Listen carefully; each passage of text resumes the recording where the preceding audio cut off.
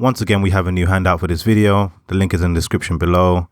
It costs very little and it helps support me a little bit.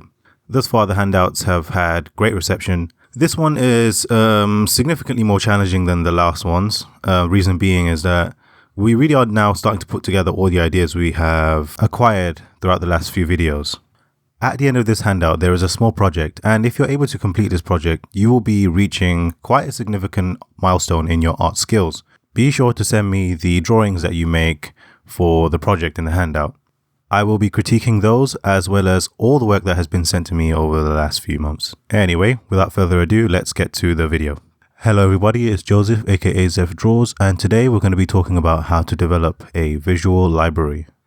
In the last few videos, we have mainly been working with abstract volumes, most of which have no real use to us at all.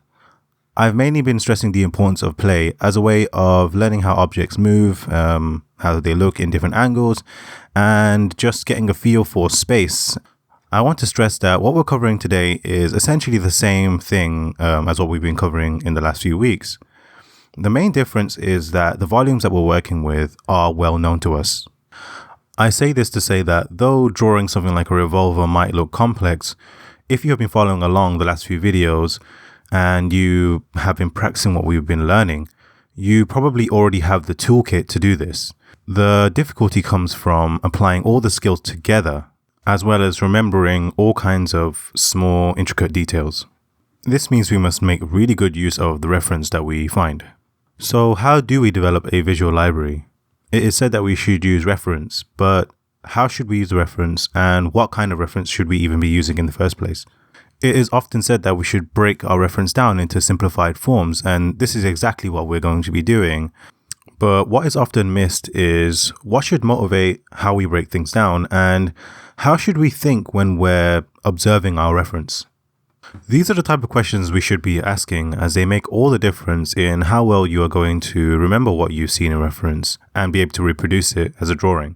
I want to start by saying being able to draw from memory has very little to do with how well you can memorize images. There's a common misconception that some of the greatest artists that are able to draw quite elaborate scenes from memory or imagination have developed an ability to recall images. This would be incorrect. Instead, they have developed quite a strong understanding of the objects that they're interested in, such that they're able to reproduce them whenever they want. Now, what do we mean by understanding the object? The best way to explain this is through an example. Let's think about a chair. Now, a chair without a backrest kind of defeats the purpose of a chair, right? If you remove the backrest, then there's nothing to really rest your back on. So if we were to draw a chair without a backrest, we would kind of be betraying the function of a chair. This might be a bit of a silly contrived example, but this is just to make the point that the way things look and the way they're designed is informed by their function. So bringing in the knowledge we've learned from the other videos, we can now say that all an object is some combination of volumes that are combined in such a way to fulfill a certain function or purpose. If we can commit ourselves to thinking like this when we analyze reference, we will find it much easier to draw from our memory. This is because when we look at a reference image, we will be able to interpret why the object looks the way it looks. And so we're not relying so much on memorizing shapes and volumes.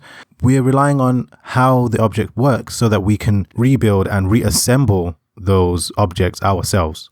In the example on screen, I am building a simplified version of a revolver using what I've learned from different videos and images online.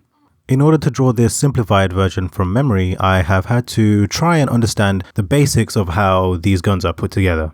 I have not seen every possible angle of a revolver, yet I am able to kind of reproduce a simplified version of one based on what I understand a revolver to be, i.e. all its parts and how they interact with each other. And though I have not seen every angle of a revolver, it would not be so much trouble to draw it from any angle. This is because I'm relying on information rather than merely images. And that means I am almost assembling it as I go along. I'm not thinking, what's the image I've seen? Let me try and recall that image. I'm thinking, how can I reassemble one for myself? When you're finished learning how to draw a simplified version of what you want to draw, it's time to move on to the details. Details are to be understood the same way you understand the major shapes. You have to think about the function. In the example on screen, I'm drawing a more detailed version of the revolver, thinking about the function that it solves.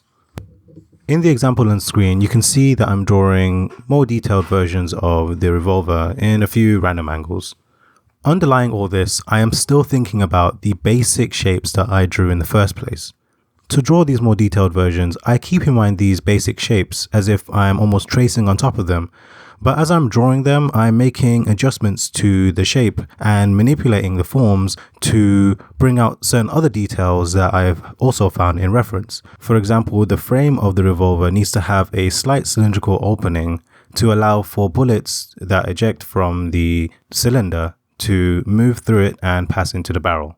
This, as well as tons of other functional knowledge, is what I use to make adjustments to the original simplified forms to bring out and almost sculpt a more detailed version of a revolver. Now, it's important not to stress about every detail of everything you want to draw. The most important thing is to think about the details that make the thing you want to draw look the way it looks. If knowing more than that is helpful, then so be it. But the main thing is to understand why it looks the way it looks and how the function informs the way the object looks. If we can understand these things, we will be far, far ahead in knowing how to draw what we want to draw from memory. In the next video, I'm going to show you how we can combine our visual library with our own creativity and create something new and creative. This is in essence what drawing from imagination is.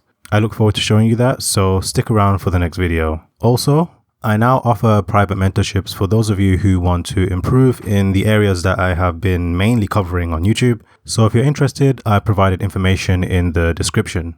Anyhow, I look forward to seeing how you guys get on with the handouts. And if this video helped you in any way, please like and subscribe. Comment below if you have any questions or anything you want to share with anybody else. And I look forward to seeing you in the next video.